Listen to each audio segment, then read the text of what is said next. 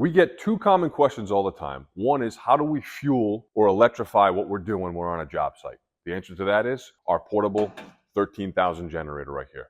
What we've done is wire this in to backfeed our trailer, so when we're on site, we can run all of our power tools, all of our equipment, and make sure we're powered on a job.